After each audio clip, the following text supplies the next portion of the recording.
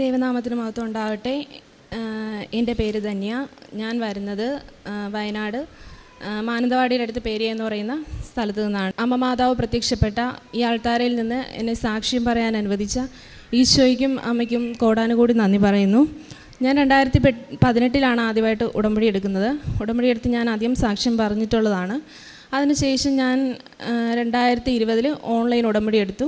അപ്പോൾ എൻ്റെ ഹസ്ബൻഡിൻ്റെ ബ്രദറിന് വിവാഹം നടക്കുന്നതിന് ഭയങ്കര തടസ്സങ്ങളായിരുന്നു. അപ്പം ഞങ്ങൾ ഒരു 33 വയസ്സുള്ളപ്പോൾ തൊട്ട് അനിയന് കല്യാണാലോചനകൾ നോക്കുന്നു, കല്യാണ നിശ്ചയം വരെ അടുക്കുന്നു. അതൊക്കെ മുടങ്ങിപ്പോവും. ഒരുപാട് മാട്രിമോണിയിൽ പരസ്യം കൊടുത്തു. പക്ഷേ ഒന്നും എന്തൊക്കെയോ തടസ്സങ്ങളുണ്ടാവുന്നു, നടക്കുന്നില്ലായിരുന്നു. അപ്പോൾ ഞങ്ങൾ വീട്ടിലെല്ലാവരും ഭയങ്കര വിഷമത്തിലായിരുന്നു. അനിയന് ഒരു നല്ലൊരു ജീവിത പങ്കാളിയെ കിട്ടുന്നതിന് വേണ്ടിയിട്ട് ഞാൻ ഓൺലൈനിൽ ഉടമ്പടി എടുത്ത് പ്രാർത്ഥിച്ചു. ഓൺലൈനിൽ ഉടമ്പടി എടുത്ത് ഒരു മാസത്തിനുള്ളിൽ തന്നെ നല്ലൊരു കല്യാണാലോചന വരികയും പിറ്റേ മാസം നിശ്ചയം നടക്കുകയും പരിശുദ്ധ അമ്മയുടെ അനുഗ്രഹം കൊണ്ട് വളരെ ഭംഗിയായിട്ട് ആ വിവാഹം നടക്കുകയും ചെയ്തു. പിന്നെ രണ്ടാമത്തെ എൻ്റെ സാക്ഷ്യം, എനിക്ക് ഒരുപാട് അസുഖങ്ങളുണ്ടായിരുന്നു ഇവിടെ കൃപാസനത്തിൽ വരുന്ന സമയത്ത്. എന്ന് വെച്ചാൽ എൻ്റെ കൈയുടെ മുട്ടിന് ടെന്നീസ് എൽബോ എന്ന് പറയുന്ന ഒരു അസുഖം ഉണ്ടായിരുന്നു. അപ്പോൾ ഒരുപാട് ഡോക്ടേഴ്സിനെയൊക്കെ കാണിച്ചു, ആയുർവേദ, ഇംഗ്ലീഷ്, കുറേ മരുന്നുകളൊക്കെ ഞാൻ മാറി കഴിച്ചു.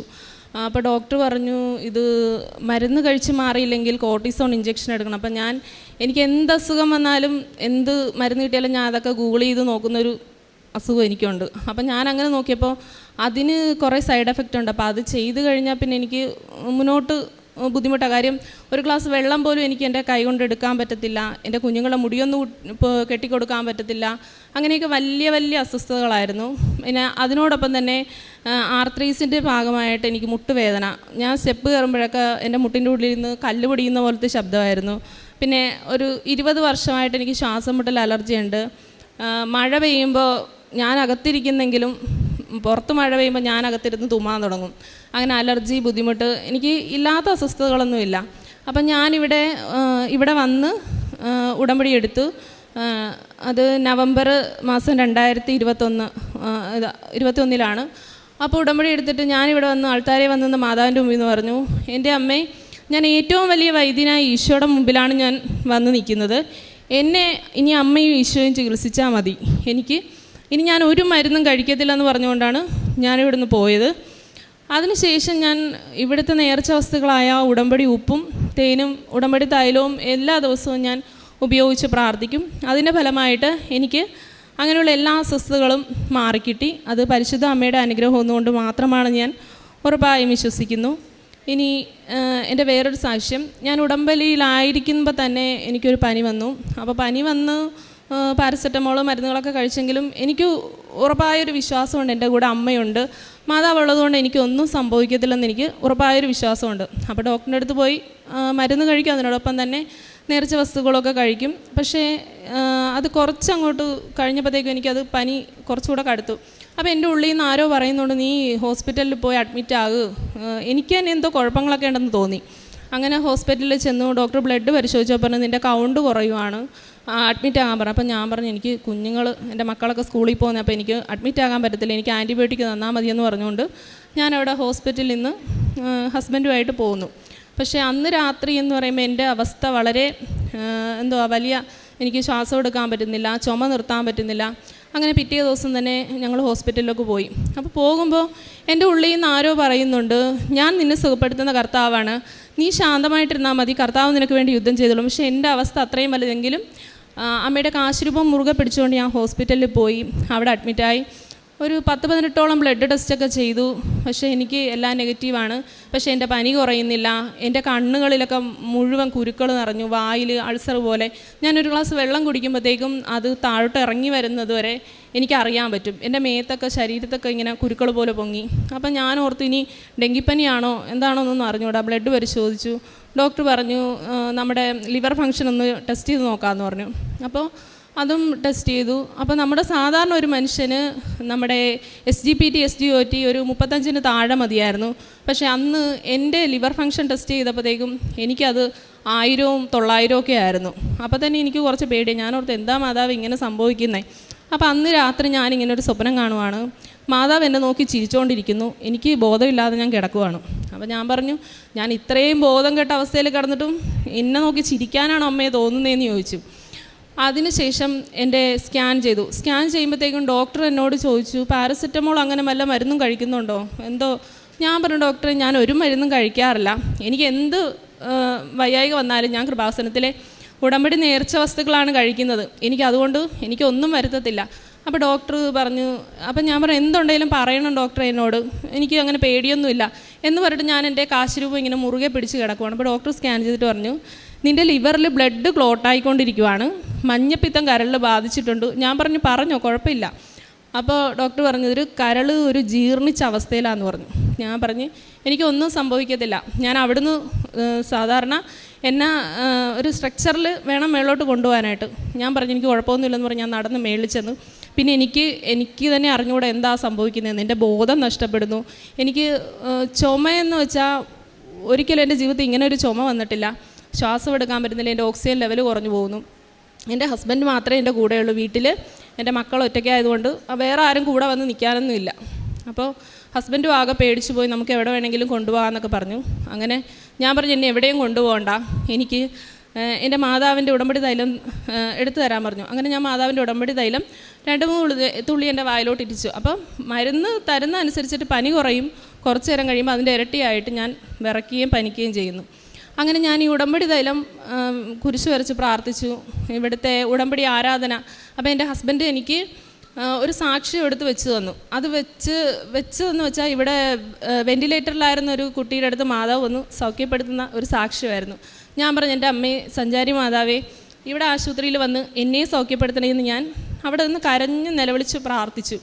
അപ്പം ഞാനിങ്ങനെ മയങ്ങി പോകുന്ന സമയത്ത് ഞാനിങ്ങനെ സ്വപ്നം കണ്ട കുറേ പേര് എന്നെ വന്ന് വിളിക്കുന്നുണ്ട് എവിടെയോ പോകാനായിട്ട്. അപ്പോൾ അവരിങ്ങനെ വെള്ള വസ്ത്രമൊക്കെ ഇട്ടിരിക്കുന്ന. അപ്പോൾ മാതാവ് ഒരു സൈഡിൽ നിന്ന് എന്നെ നോക്കി ചിരിക്കുന്നുണ്ട്. അപ്പം ഞാൻ ചോദിച്ചു, ഇതെന്താ മാതാവ് ഇങ്ങനെ തന്നെ എന്നെ നോക്കി ചിരിച്ചുകൊണ്ടിരിക്കുന്നത്? ഞാൻ മരണത്തിലോട്ടാണ് പോയിക്കൊണ്ടിരിക്കുന്നത്, പക്ഷേ ഞാൻ ചുമയ്ക്കുമ്പോഴൊക്കെ ബ്ലഡ് ഛർദ്ദിക്കുന്നുണ്ട്. പക്ഷേ ഞാൻ എൻ്റെ ഹസ്ബൻഡിനോട് ഇതൊന്നും പറഞ്ഞില്ല, കാര്യം പുള്ളിക്കാരൻ പേടിക്കുന്നതുകൊണ്ട്. അങ്ങനെ ഞാൻ ആ ആരാധനയും കേട്ട് അന്ന് കിടന്ന് ഉറങ്ങിപ്പോയി. പിറ്റേ ദിവസം എൻ്റെ എക്സ്റേ എടുത്തപ്പോഴത്തേക്കും ഡോക്ടർ പറഞ്ഞു എനിക്ക് ന്യൂമോണിയ എൻ്റെ ലങ്സിൽ മുഴുവൻ ബാധിച്ചിട്ടുണ്ട്. ന്യൂമോണിയ അത് കടുത്ത് അതൊരു ഹെമറേജ് സ്റ്റേജിലെന്ന് വെച്ചാൽ ഒരു ബ്ലീഡിങ് ഉണ്ടാകത്തക്ക രീതിയിലേക്ക് മാറിക്കൊണ്ടിരിക്കുകയെന്ന് പറഞ്ഞു. ഞാൻ പറഞ്ഞു സാരമില്ല, എനിക്ക് എന്നെ എൻ്റെ മാതാവ് സുഖപ്പെടുത്തിക്കോളും എന്ന് ഞാൻ ഉറച്ച് വിശ്വസിച്ചു. പിറ്റേ ദിവസം ഇതുപോലെ തന്നെ ഞാൻ ഉടമ്പടി തൈലം വായിലിറ്റിച്ച് പ്രാർത്ഥിച്ചു. അന്ന് മുതൽ എന്ന് വെച്ചാൽ എൻ്റെ blood test, liver function test എല്ലാം നോർമലാകാൻ തുടങ്ങി. പിറ്റേ ദിവസം എക്സ്റേ എടുത്തപ്പോഴത്തേക്കും അതിന് തലേ ദിവസം ന്യൂമോണിയ ആണെന്ന് പറഞ്ഞ് എൻ്റെ ലങ്സിന് ഒരു കുഴപ്പമില്ല.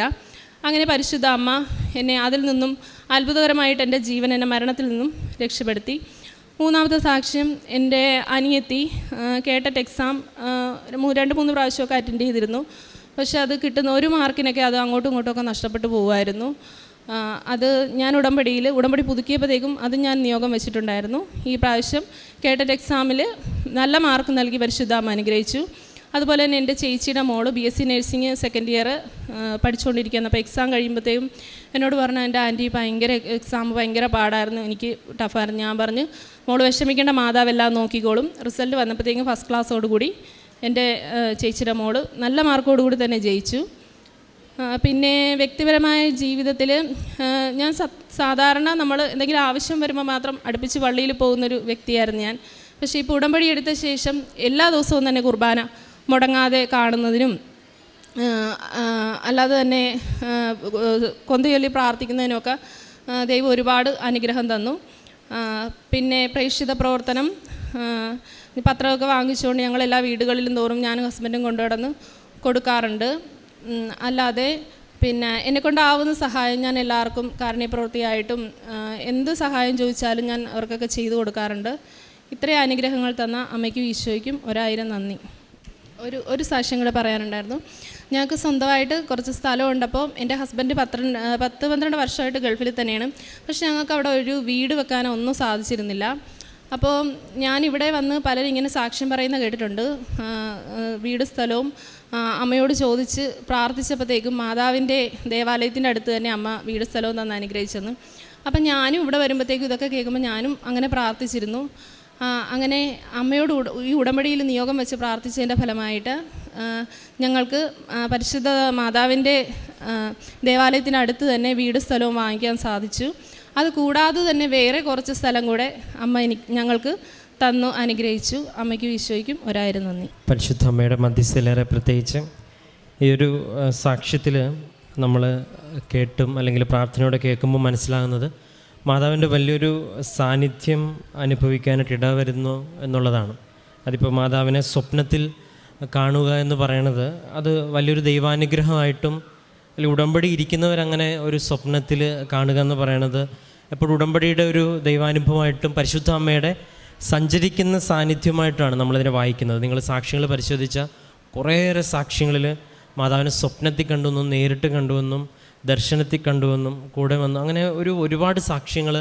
അപ്പം മാതാവ് ഈ ഒരു ഉടമ്പടി യാത്രയോടൊപ്പം സഞ്ചരിക്കുന്നുണ്ട് എന്ന് ഒരു പക്ഷേ ആ വ്യക്തി മനസ്സിലാക്കുവാനായിട്ട് ബോധ്യപ്പെടുവാനായിട്ട് ഇങ്ങനെയുള്ള ഒരു സെലസ്റ്റിയൽ അല്ലെങ്കിൽ ഒരു സെക്കൻഡ് ഡയമെൻഷൻ ഹെവൻലി അനുഭവങ്ങൾ സഹായിക്കുന്നുള്ളതാണ്. കാരണം ബാക്കിയുള്ളതെല്ലാം മാനുഷിക യുക്തിയിൽ മാറ്റുമ്പോഴും എന്തുകൊണ്ടാണ് ഉടമ്പടിയിൽ അത് നമ്മുടെ നിയോഗവുമായിട്ട് ബന്ധപ്പെട്ടുള്ള സ്വപ്നങ്ങളും.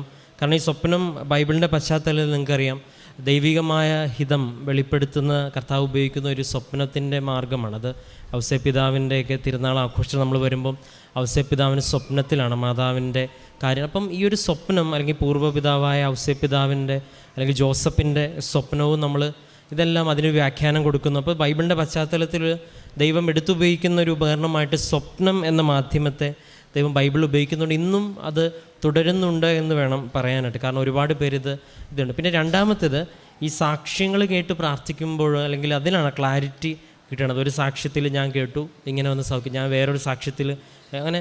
അപ്പോൾ ഓരോ സാക്ഷ്യങ്ങളും വളരെ സത്യസന്ധമായിട്ട് അവരുടെ ജീവിതാനുഭവങ്ങളാണ് പറയുന്നത്. അനുഭവിക്കുന്നവരെ നമുക്കതൊക്കെ ഒരിക്കലും നടക്കാത്ത കാര്യങ്ങളായിരിക്കും. പക്ഷേ ഉടമ്പടിയിൽ ഓരോ വ്യക്തിയും തൻ്റെ അനുഭവങ്ങൾ പ്രാർത്ഥനയോടെ ചുരുങ്ങിയ വാക്കുകളിൽ പറയുമ്പോൾ അത് പ്രാർത്ഥനയോടെ കേൾക്കുന്നവർക്കൊക്കെയും അതൊരു അഭിഷേകത്തിന് കാരണമെന്നൊരു സംശയമില്ല. അപ്പോൾ അതും കോട്ട് ചെയ്ത് വെച്ച് നമ്മൾ പ്രാർത്ഥിക്കുകയാണ്, എൻ്റെ ജീവിതത്തിലും കടന്നു വരണമേ എന്നുള്ള ഒരു പ്രാർത്ഥന. അപ്പോൾ ആ എക്സ്പീരിയൻസും നമ്മുടെ എക്സ്പീരിയൻസിനെ കൺഫേം ചെയ്യാണ്ട് ദൈവം ഒരു അനുഭവം നൽകുന്നു എന്നുള്ളതാണ് ഈ ഒരു സാക്ഷ്യത്തിലുള്ളത്. ഏറ്റവും പ്രധാനപ്പെട്ട അതിനേക്കാളും അപ്പുറം ഉടമ്പടി എടുക്കുന്നവർക്ക് എല്ലാവരും പറയുന്നൊരു കാര്യം ഒരു ഭാരലഘുത്വത്തിൻ്റെ ഒരു ആത്മീയതയാണ്. അതായത് എത്ര ബുദ്ധിമുട്ടുള്ള സാഹചര്യങ്ങൾ നടക്കുമ്പോഴും ഇപ്പോൾ ഇതിൽ പറയുന്ന പോലെ ഡോക്ടറിനോട് വളരെ വളരെ ആശ്വാസത്തോട് ഇങ്ങനെ പറഞ്ഞോളൂ എനിക്കൊരു പ്രശ്നവും ഇല്ലെന്ന്. അപ്പോൾ അങ്ങനൊരു മാനസിക അവസ്ഥയിലേക്ക് ഒരു വിശ്വാസിയെ കൊണ്ടുചെന്ന് എത്തിക്കുന്നത് അത് വലിയൊരു അനുഭവമാണ്. അതാണ് നമ്മൾ സങ്കീർത്തനത്തിൽ പറയും, ഇരുൾ മൂടിയ താഴ്വരയിലൂടെ നടന്നാലും ഭയം എന്തെന്ന് ഞാൻ അറിയത്തില്ലെന്ന് പറയുന്ന കർത്താവിൻ്റെ ഒരു വാഗ്ദാനമുണ്ട്. അതായത് ജീവിതത്തിൻ്റെ ഏത് സാഹചര്യത്തിലും അഗ്നിയുടെ നടുവിൽ നടന്നാലും അഗ്നി നിന്നെ തീണ്ടത്തില്ലെന്ന് പറയുന്നത് പോലെ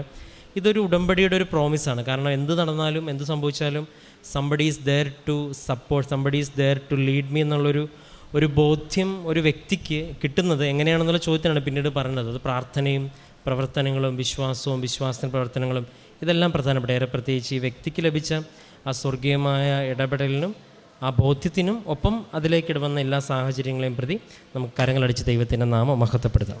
അത്യപൂർവ ദൈവാനുഭവങ്ങൾ ഇനി നിങ്ങൾക്കും സ്വന്തം. ഈ യൂട്യൂബ് ചാനൽ ഇതുവരെ സബ്സ്ക്രൈബ് ചെയ്തിട്ടില്ലെങ്കിൽ ഇപ്പോൾ തന്നെ സബ്സ്ക്രൈബ് ചെയ്യുക. ഈ വീഡിയോ ഇപ്പോൾ തന്നെ നിങ്ങളുടെ സുഹൃത്തുക്കൾക്ക് ഷെയർ ചെയ്തുകൊണ്ട് കർത്താവിൻ്റെ പ്രേക്ഷിതരാകുക.